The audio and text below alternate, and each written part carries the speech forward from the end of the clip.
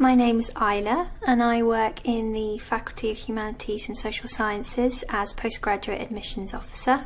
That means that I'm dealing with PhD applications from the point of submission to the point of offers being made. The first step in applying for a PhD is to find an area of research that you're interested in. And basically there are two types of PhD that applicants can apply for. With the first type, they develop their own research proposal and then seek out an appropriate supervisor who is interested in their field of study. And with the second type, they apply for an existing project which has already been advertised, usually on our department's web pages or the faculty website, or sometimes through commercial websites. I applied for an existing research project, but they were happy to allow me to have input into how I would proceed with carrying out the research. I developed my own research proposal, so that started obviously with coming up with the idea itself initially, but then also filling out all the forms, answering the questions and things like that. So it was quite a long process, but definitely a very rewarding one as well. If you decide to develop your own research proposal, you must find an academic that will be able to supervise you and whose research interests match your own.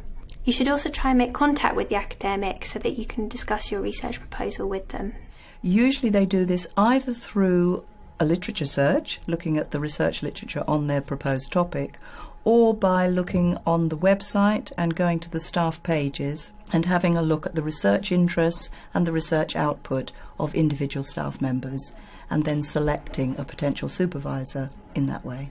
Having identified a potential supervisor, it was actually them who then pointed me in the direction of the PhD funding that ultimately I got. To finish off with, there is an interview where obviously they want to appraise you a bit more as a person, because if they're going to be working with you for 3 or 4 years, you have to hope that they like you a little bit. Part of my scholarship, I had to do my PhD on a specific area, and with my supervisor, I developed the proposal, developed my research questions, and now I have a clear idea about what exactly I'm researching.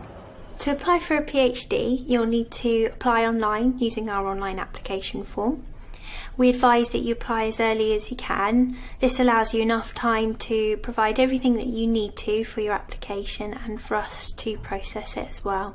I would recommend that any prospective candidates applying for a PhD would make sure that their application is thorough and detailed, not to leave anything out, and make sure that they include everything in their application. If your PhD application is successful, you'll be made an offer through the online applicant tracker. You should accept or decline the offer as soon as possible to confirm your decision. If you're thinking about applying for funding for your PhD, then you'll need to have a look at funding opportunities when they're advertised on the graduate school website. Normally quite late in the year, probably about October or November time.